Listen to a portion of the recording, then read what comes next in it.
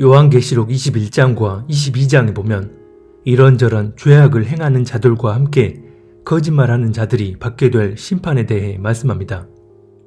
그러나 두려워하는 자들과 믿지 아니하는 자들과 흉악한 자들과 살인자들과 음행하는 자들과 점술가들과 우상 숭배자들과 거짓말하는 모든 자들은 불과 유황으로 타는 못에 던져지리니 이것이 둘째 사망이라. 요한계시록 21장 8절.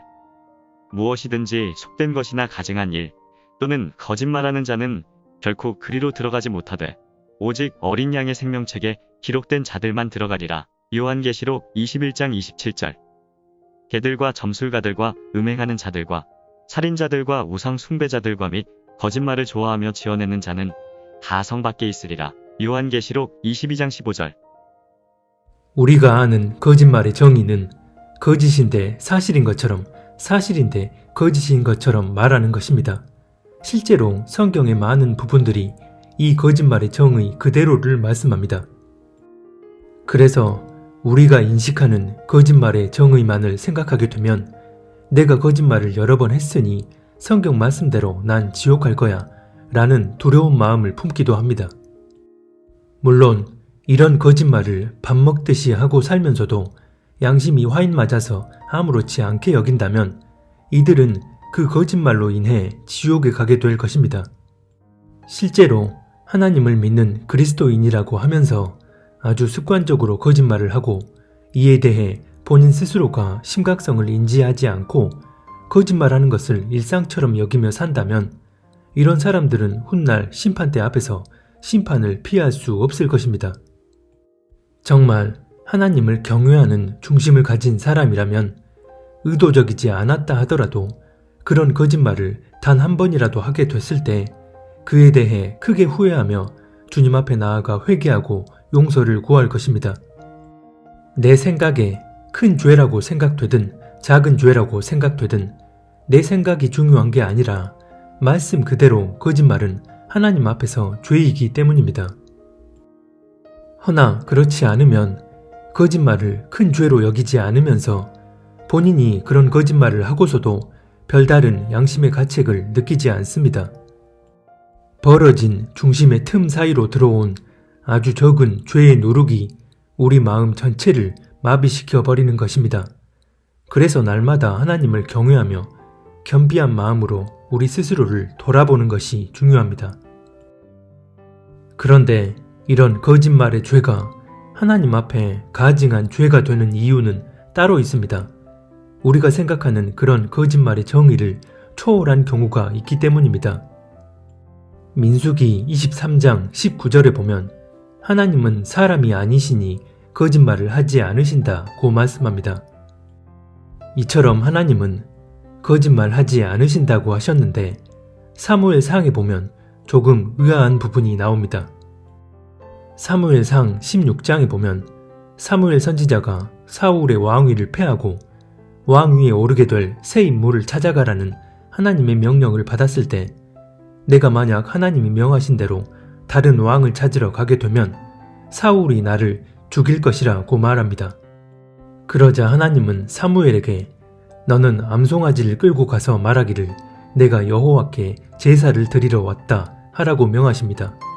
사실대로 새로운 왕에게 기름 붓기 위해 왔다고 하지 말고 여호와께 제사 드리러 여기에 왔다고 말을 하라는 것입니다.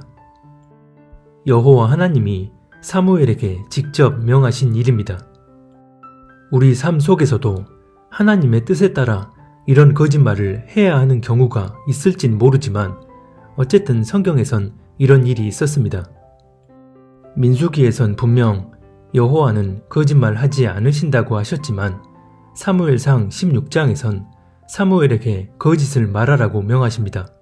사람 기준으로 이 부분을 보면 쉽게 이해가 되지 않을 수 있습니다. 하지만 성경이 말씀하고 있는 거짓말의 정의가 우리가 생각하는 그런 범위를 초월하기 때문에 하나님의 섭리가 이렇게 적용되어지는 것입니다. 다시 말해 성경이 전반적으로 말씀하는 거짓말의 정의는 이런 거짓말의 범위를 넘어섭니다. 거짓말의 또 다른 정의에 대해 요한 1서 1장은 이렇게 말씀합니다. 만일 우리가 하나님과 사귐이 있다 하고 어둠에 행하면 거짓말을 하고 진리를 행하지 아니함이거니와. 요한일서 1장 6절. 하나님을 믿고 하나님과 교제한다고 말하면서 실제 삶에선 어둠의 길로 행하면 그 사람은 거짓말하는 사람이라는 것입니다. 즉 우리가 예수를 구주로 영접했다 하고서 실제 삶에선 하나님의 뜻을 거스르는 행위를 아무렇지 않게 행하면 거짓말하는 사람이라는 의미입니다. 거짓말을 하는 사람도 두 가지 유형이 있습니다. 첫 번째는 본인이 거짓말을 하고 있다는 사실을 알면서도 일부러 또는 어쩔 수 없어서 하는 경우, 두 번째는 자기 양심이 화인을 맞아서 스스로 거짓말을 하고 있는지조차 인식하지 못하는 경우, 이 중 두 번째 경우가 바로 본질적 차원의 거짓말, 즉 하나님이 가장 가증히 여기시는 거짓말입니다. 물론 첫 번째 경우 역시 회개하기는커녕 그 상황을 합리화하면서 계속해서 거짓말을 하게 된다면 결국 이 또한 자기 양심이 화인을 맞게 되기 때문에 하나님 앞에 가증한 죄가 됩니다. 하지만 본질적으로 가증한 거짓말은 두 번째 경우입니다. 단순히 거짓을 말하고 있다는 그 자체를 넘어서 본인 스스로가 전혀 깨닫지 못한 채 아주 당당하게 거짓말을 일삼기 때문입니다. 요한 1서의 말씀과 같이 스스로 하나님 예수님을 믿는다 하면서 실상은 믿는 사람으로서의 삶을 살지 않는 사람이 하나님 앞에 이런 거짓말을 하는 자입니다. 요한 1서 1장 10절은 또 이렇게 말씀합니다. 만일 우리가 범죄하지 아니하였다 하면 하나님을 거짓말하는 이로 만드는 것이니 또한 그의 말씀이 우리 속에 있지 아니하니라. 요한일서 1장 10절. 본인이 자기 상태를 인식하지 못하게 되면 자신이 하나님 앞에 어떤 죄인인지, 어떤 죄를 저지르며 살았는지를 깨닫지 못하게 됩니다. 즉, 입술로는 하나님을 믿는다 하고 심지어 교회 안에서도 예배의 모양을 지키고 봉사 헌신으로 열심을 기울일 수 있지만 교회 밖에서는 하나님의 뜻에 반하는 일을 서슴지 않고 행하는 삶을 살면서도 본인이 그런 자기 상태를 인지하지 못한다면 그 사람이 실제 입술로 우리가 정의하는 그런 거짓말을 하진 않았더라도 하나님 앞에 거짓말하는 자로 서게 되는 것이고, 그렇게 되는 이유는 그 사람 안에 하나님의 말씀이 심겨져 있지 않기 때문이라는 것입니다. 요한 1서 2장은 이렇게 말씀합니다. 그를 아노라 하고 그의 계명을 지키지 아니하는 자는 거짓말하는 자요 진리가 그 속에 있지 아니하되. 요한일서 2장 4절. 동일한 의미로 예수님을 구주라 고백하고 주여 주여 부르짖지만 실제 삶에선 그의 계명대로 살지 않는 자는 거짓말하는 자라는 것입니다. 요한 1서 4장은 더 구체적으로 어떻게 행하는 것이 거짓말하는 것인지에 대해 말씀합니다. 누구든지 하나님을 사랑하노라 하고 그 형제를 미워하면 이는 거짓말하는 자니 보는 바 그 형제를 사랑하지 아니하는 자는 보지 못하는 바 하나님을 사랑할 수 없느니라. 요한일서 4장 20절. 하나님을 사랑한다고 말하면서 현실에선 누군가를 미워하면 그 사람은 하나님 앞에 거짓말하는 자가 된다고 말씀합니다. 예배 드릴 때는 하나님 사랑해요, 예수님 사랑해요, 성령님 사랑해요 라는 입술의 고백을 하지만 실제 삶 속에서는 남편에 대해, 아내에 대해, 자식에 대해, 직장 동료에 대해, 친구에 대해 불만 가득한 마음을 품고 삽니다. 이러하다면 그 사람은 하나님 앞에 결국 거짓말하는 사람이 되는 것입니다. 그럴듯한 입술의 신앙 고백을 하면서 또 그럴듯한 종교 행위는 하면서 실제 삶에서는 악한 마음을 품고 그 마음을 드러내 보이는 사람이 하나님 앞에 거짓말하는 자인 것입니다.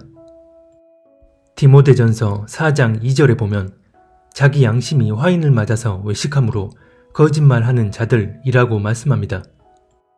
자기 양심이 화인을 맞아 버리면 그 내면은 아주 가증한 상태임에도 종교적 겉모양만을 드러내 보이면서 스스로의 상태를 인식하지 못하기 때문에 결국 하나님 앞에 거짓말하는 자들이 됩니다.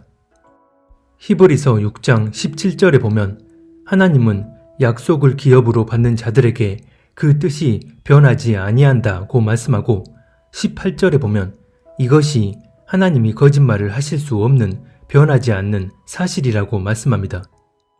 그 뜻이 변하지 않는 경우는 바로 하나님의 약속을 기업으로 받게 될 자들, 즉 하나님 앞에 합당한 자들에게 당신께서 말씀하신 그대로 행하신다는 것입니다. 이런 의미로 야고보서와 히브리서에 보면 하나님은 회전하는 그림자도 없으시고 예수 그리스도는 어제나 오늘이나 영원토록 동일하신 분이라고 말씀하는 것입니다. 그런데 하나님께서 당신이 하신 말씀을 번복하실 수 있는 유일한 경우가 있습니다. 이에 대해 에스겔 33장은 이렇게 말씀합니다. 가령 내가 의인에게 말하길 너는 살리라 하였다 하자. 그가 그 공의를 스스로 믿고 죄악을 행하면 그 모든 의로운 행위가 하나도 기억되지 아니하리니 그가 그 지은 죄악으로 말미암아 곧 그 안에서 죽으리라. 가령 내가 악인에게 말하기를 너는 죽으리라 하였다 하자. 그가 돌이켜 자기의 죄에서 떠나서 정의와 공의로 행하여 저당물을 도로 주며 강탈한 물건을 돌려보내고 생명의 율례를 지켜 행하여 죄악을 범하지 아니하면 그가 반드시 살고 죽지 아니할지라. 에스겔 33장 13절로 15절. 하나님께서 아주 분명하게 너는 살리라, 너는 죽으리라 말씀하셨지만 그 말씀을 들은 사람이 스스로 의를 버리고 죄를 택하거나 아니면 죄를 버리고 의를 택했을 때 하나님은 당신께서 말씀하신 바를 번복하시고 그 사람의 나중 행위대로 보응하시겠다는 것입니다. 이처럼 이 땅의 모든 피조물들 가운데 유일하게 하나님이 말씀하신 바를 번복할 수 있게 만드는 존재가 바로 사람입니다.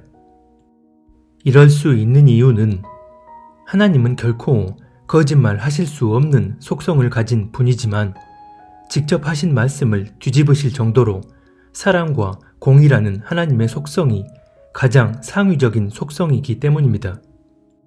즉, 하나님이 말씀하신 바를 번복하실 정도로 죄악에 대한 하나님의 공의가 더 강력한 것이고 반대로 하나님이 말씀하신 바를 번복하실 정도로 회개하고 돌이키는 자들에 대한 하나님의 사랑이 무엇보다 강력하다는 의미입니다. 그래서 하나님은 사람이 아니시기에 거짓말하지 않으신다는 민수기 말씀의 진짜 의미는 하나님은 사람처럼 자기 감정, 기분, 생각에 의해 멋대로 말과 행동을 다르게 하시는 분이 아니라는 것입니다. 결국 말과 행동을 다르게 하는 사람의 거짓말이 하나님 앞에 가증한 죄악이 되는 이유는 하나님이 가진 속성들을 정면으로 거스르는 죄악이기 때문입니다. 그럴듯한 입술의 신앙 고백은 하면서 실제 삶은 그와 일치하지 않는 사람들 가운데도 성격상 거짓말하는 걸 별로 안 좋아해서 입술로 하는 거짓말은 하지 않을 수도 있습니다. 그렇다 해도 이 사람은 거짓말하는 사람이 됩니다. 가장 가증한 거짓말을 하나님 앞에 삶으로 드러내고 있기 때문입니다. 진정으로 하나님을 사랑하고 경외하는 사람들은 자신이 고백하는 그 경건한 신앙 고백과 일치되는 행동을 하면서 살기 때문에 입술로 거짓말하는 것에 대해서도 결코 관대하거나 무감각하지 않습니다. 그래서 만약 의도치 않게 거짓말을 했다 하더라도 그에 대해 하나님께 나아가 용서를 구하는 진리적 태도를 가집니다. 그래서 우리가 가장 조심하고 경계해야 할 본질적 거짓말이 무엇인지를 분별할 수 있어야 합니다. 입술로는 하나님이 내 삶을 주관하시고 성령 하나님이 내 삶을 인도하신다 고백하지만 조금 힘든 현실의 상황과 환경에 부딪히게 되면 하나님의 뜻을 구하고 그 뜻 안에서 행동하지 않고 낙심하고 두려워하고 조급해하면서 결국 현실 앞에 타협하고 굴복하여 하나님의 뜻과 상관없는 행동을 한다면 말씀에 의한 진리적 기준이 아닌 자기 생각, 자기 감정, 또 상황에 따라 멋대로 말과 다른 행동을 하는 것이기 때문에 그가 입술로 내뱉은 모든 신앙 고백은 하나님 앞에 거짓말이 되는 것입니다. 그래서 우리가 예수님을 구주로 영접하여 거듭난 그리스도인이라면 우리 안에 내주하신 성령 하나님의 인도하심을 받으며 우리가 입술로 고백하는 그 신앙 고백처럼 삶 가운데 나오는 행동이 그와 일치되는지를 늘 점검하고 돌아볼 수 있어야 합니다. 오늘날 교회들이 소속된 대부분의 교단들이 가증한 집단들과 연합함으로써 하나님을 배도한 상태입니다. 그런데 자신들이 소속된 교단이 WCC와 WEA, 카톨릭 등과 가증한 연합을 한다는 사실을 알고 있고 더 나아가 스스로 그런 교단의 배도를 반대한다 말하고 교인들 앞에서 배도는 하나님 앞에 죄라고 설교하면서도 정작 그런 배도의 흐름에서 벗어나 거룩히 구별되려는 실제적인 행동은 하지 않는다면 이는 앞서 얘기한 하나님 앞에 거짓말하는 자와 다를 바 전혀 없습니다. 본인 스스로 그런 말만 하는 것으로도 충분한지 아니면 거룩히 구별되기 위한 실제적인 행동을 하는 게 중요한 것인지를 성령 안에서 심각하게 헤아리지 못한다면 성경이 말씀하고 있는 그대로 하나님 앞에 거짓말하는 자와 다를 바가 없습니다. 계시록은 분명 거짓말하는 자들에 대해 심판의 재앙을 받게 될 거라고 말씀합니다. 단순히 우리 혀로 거짓말하는 것뿐만 아니라 성경이 가증한 죄로 규정하고 있는 것처럼 말과 행동을 다르게 하며 하나님의 뜻대로 나아가지 않는 것이 바로 거짓말하는 것이고 이런 사람들 모두를 하나님이 심판하시겠다는 것입니다.